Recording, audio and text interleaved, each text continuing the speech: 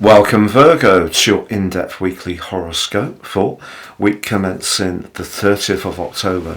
It's a really exciting week, particularly for your sign.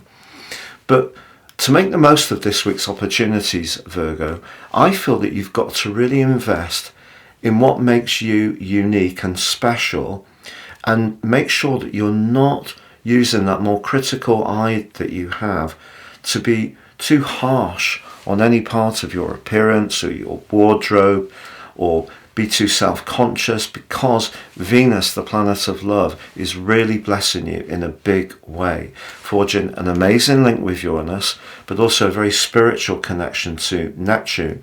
Also Mars and Jupiter, which were on terrific form last Friday as they met in an exact opposition across a very bubbly, communicative part of your situation. They're still in distance through the first half of this week, so they're giving you a lot of encouragement to articulate how you feel with passion, persuasion, enthusiasm. Whether you're trying to travel somewhere, you're interested in a topic and you're passionate about sharing it to people, but it could be that they will give you the push to just say how you feel to someone. Maybe someone you know already, it may be someone you'd like to get to know better, but if you are wanting to cultivate some new connections, the main thing is to have maximum confidence in yourself. So don't be too harsh. We all will look in the mirror and think, well, we have these imperfections, but Venus is asking you to be very aware of your aura. And aura is not to do with looks, it's to do with something that's very hard to quantify, but it's going to be at an incredible peak this week. So whatever you're doing, whether you're trying to discuss something professionally or it is in your personal situation, you could mesmerize the person or people that you come into contact with, and there could be one conversational connection that happens very quickly out of the blue but really is exciting.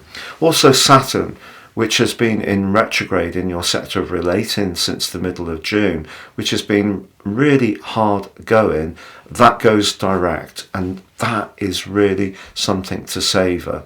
It doesn't mean to say that Saturn is going to relieve you totally of its scrutiny, because it's still going to be with you a long time in your 7th house of relating, but it's pushing you to set your boundaries.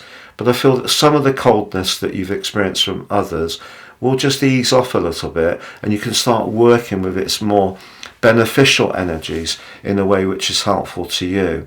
Perhaps the only catch for this week, to be honest, is on Sunday, the last day. There's a quarter moon.